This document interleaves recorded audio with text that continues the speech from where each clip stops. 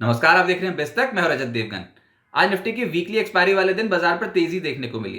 दरअसल पिछले कुछ दिनों से बाजार संभलने की कोशिश कर रहा है और ये एक तगड़ा उछाल भारतीय बाजारों पर आ गया है। आज हुआ ये कि अंतर्राष्ट्रीय बाजारों की स्थिति बहुत बढ़िया थी। अमेरिकन मार्केट्स चढ़कर बंद हुए थे क्योंकि वहां पर खबर ये थी कि डोनाल्ड ट्रंप ट्रेड टैरिफ्स को लेकर थोड़ा नर्म रुख अपना सकते हैं।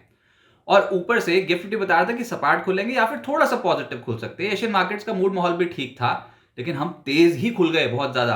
22,476 के लेवल पे खुल गए, 22,491 तक गए थे, लेकिन ये शुरुआती तेजी 5 मिनट भी नहीं टिकी, बहुत ही तेज गति से नीचे आ गए थे। आज के दिन का लो है 22,245। एक बार निफ्टी 246 पॉइंट्स नीचे था, लेकिन ये जो सारा मामला था ये 9:50 पर निपट गया। 9:50 से फिर से खरीदारी होनी शुरू हुई। 11 बजे तक चढ़े, फिर 11 से 11:30 गिरे और 11:30 के बाद फिर से चढ़ गए। इस तरीके की मार्केट थी, एक सिंगल डायरेक्शन में नहीं गए थे ऊपर।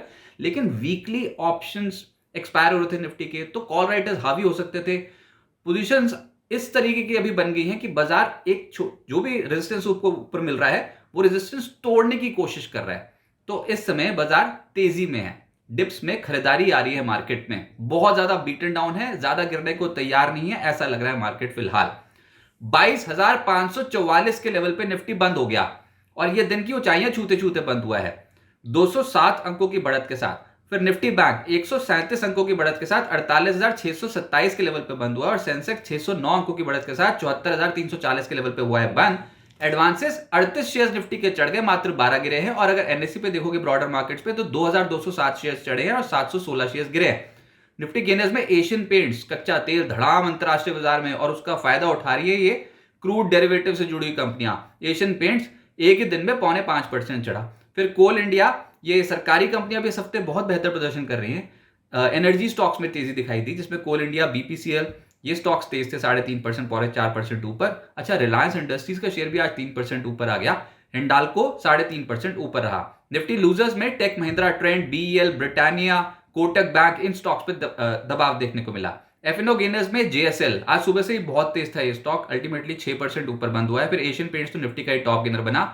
एमजीएल का स्टॉक बहुत बढ़िया चला, 4% ऊपर। कोल इंडिया और गोदरेज कंज्यूमर जैसे स्टॉक्स में तेजी आई। एफएनओ लूजर्स में कल्याण कुंज 4% गिरा, कोफोर्ज 3% नीचे, टेक महिंद्रा, इंडस्टार और जेएसडब्ल्यू एनर्जी 2% से ज्यादा गिर गए। मिड कैप गेनर्स में चेन्नई पेट्रो 11.5% ऊपर, कैस्ट्रॉल 10.5% ऊपर, ज्योति सीएनसी 9.5% चढ़ गया, गरवारे हाईटेक 9% से ज्यादा ऊपर, जिंदल सौर, प्रिज्म जॉनसन जैसे जो स्टॉक्स हैं इनमें भी तेजी आई। मिड कैप गेनर्स की सूची बहुत ज्यादा है। मिड कैप लूजर्स में जेंसोल, बैंड बज गए। क्रेडिट रेटिंग एजेंसीज ने रेटिंग दी इतनी खराब, इनफैक्ट जंक रेटिंग दे रखी है डी, और उसके कारण जेंसोल आज भी लोअर सर्किट पे चला गया। 10% लगातार सर्किट पे सर्किट वो भी लोअर लगाता चला जा रहा है। तो कहीं निवेशकों को राहत मिल ही नहीं रही है स्टॉक पे। फिर कल्याण कुंज, आजाद इंजीनियर्स और क्राफ्ट्समैन, पैरादीप फॉस्फेट्स, जेबी केमिकल, इन स्टॉक्स पे आज दबाव देखने को मिला। लेकिन मार्केट का मूड है तेजी का अभी फिलहाल। लोअर लेवल्स पे जाते हैं और वहां से आती है खरीदारी। आज सेक्टर स्पेसिफिक सबसे तेज चला मेटल्स। मेटल्स में जोरदार तेजी थी, तो जेएसएल 6% ऊपर, हिंजिंग 4% ऊपर, वेल्सपन कॉर्प, रत्तामनी, हिंडाल्को, वेदांता ये सब ऊपर 3% से 3.5%। फार्मा स्टॉक्स भी तेज हुए, जिसमें ग्लैंड फार्मा 3.25% ऊपर, सिप्ला, टोरेंट फार्मा, लॉरेस लैब्स, जाइडस लाइफ, सन फार्मा 2% से 3% चढ़ गए। एनर्जी स्टॉक्स में तो जबरदस्त तेजी आई। कैस्ट्रॉल लीड कर रहा था, 10% से ज्यादा तेज हुआ। त्रिवेणी टर्बाइन 6.5% चढ़ गया। एमजीएल, कोल इंडिया 0.4% से 4% ऊपर। HPCL, BPCL, oil marketing companies पिछले कुछ दिनों में बहुत तेज चली और आज भी ये दोनों ही स्टॉक 3.5% से 0.4% तेज थे। अदानी सॉल्यूशंस, आईजीएल, इन स्टॉक्स में तेजी आई। रिलायंस इंडस्ट्रीज का स्टॉक आज 3% ऊपर आया, निफ्टी को सहारा दे रहा था ये, और एनटीपीसी भी 3% चढ़ गया। एफएमसीजी स्टॉक्स में रैडिको सबसे तेज चला है, 4.25%। फिर गोदरेज कंज्यूमर, वरुण बेवरेजेस, मैरिको, एचयूएल, कोलगेट, इन सब स्टॉक्स में तेजी देखने को मिली। फाइनेंशियल्स थोड़े बिखरे बिखरे थे, लेकिन जो चढ़े हैं वो मैं आपको बताऊं तो वो है आरईसी लिमिटेड, पीएफसी। ये दोनों ही स्टॉक्स पिछले कुछ दिनों में पहले ही बहुत ज्यादा सरपट दौड़ चुके हैं, आज भी तेज हुए। मुथूट फाइनेंस 2.25% चढ़ा है। बजाज फिंसर्व, श्रीराम फाइनेंस और एक्सिस बैंक जैसे स्टॉक्स में आज के सत्र में तेजी आई। तो हुआ ये, डिप में खरीदारी थी। एक डिप आया था मार्केट में, इनफैक्ट एक नहीं 2 डिप आए थे और बाजार में फिर तेजी बनती हुई नजर आई। अब आगे क्या होगा देखिए, डोनाल्ड ट्रंप का जो रुख है ट्रेड वॉर को लेकर वो थोड़ा नर्म पड़ा, उससे बाजार बहुत ज्यादा खुश हो गया। देखना होगा कि अमेरिकन मार्केट्स किस तरीके से बिहेव करते हैं अभी। लेकिन हमारे मार्केट तो ओवरसोल्ड थे ही। फिस्कल ईयर एंडिंग होनी है, उसके बाद फिर क्वार्टरली रिजल्ट्स के ऊपर बेट लगेगी मार्केट पे, तो ओवरसोल्ड तो आप ज्यादा रह नहीं पाते। 22,000 के लेवल के नीचे तो टिक ही नहीं पा रहे थे। मंदी करने वाले भी एकदम से अपने जब हाथ खींचते हैं मार्केट में तो कभी कभी शॉर्ट कवरिंग आती है, वैसी वाली स्थिति देखने को मिल रही है। अच्छा, एक तो डोनाल्ड ट्रंप का जो रुख थोड़ा नर पड़ा वो, और दूसरा आरबीआई ने 1.9 लाख करोड़ रुपीस की लिक्विडिटी इंजेक्ट करने का फैसला कर लिया। इसी महीने होगी, 2 चरणों में ओएमओ ऑपरेशन होंगे 50-50 हजार करोड़ रुपए के, और उसके बाद जो 10 बिलियन यूएस डॉलर्स के करेंसी स्वैप्स भी होने हैं।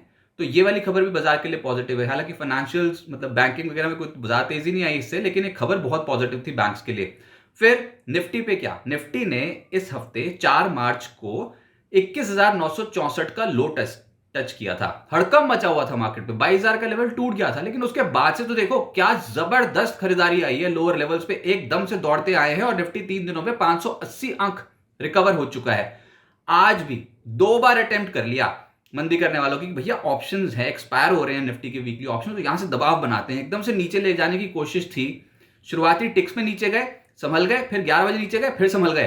तो यानी आ रही है फिर टिप्स में खरीदारी। इंट्राडे में जो भी डिप आएगी बाजार उसको एब्जॉर्ब करने की कोशिश कर रहा है, ऐसी मार्केट रहेगी, स्ट्रेट अवे नहीं चलेगी, डिप्स में आएगी खरीदारी। और ऊपर से आज दिन के निचले स्तर से 299 अंक सुधर कर बंद हुआ है निफ्टी। बाजार में पुट राइटर्स का जोर ज्यादा है, ये साफ तौर पर पता लगता है। पुट राइटिंग ज्यादा देखने को मिल रही है। नई सीरीज में भी यही होगा, जो ये वीकली सीरीज अभी शुरू हुई है। निफ्टी को ये 22,400 और 22,450 के जोन पे ही सपोर्ट मिल जाएगा ऐसा लग रहा है। पर खरीदना क्या है, खरीदना डिप में है, एकदम से लपक के नहीं खरीदना, क्योंकि डिप आएगा इंट्राडे में, उसमें कोशिश करनी है दोबारा से पोजीशन ऐड करने की।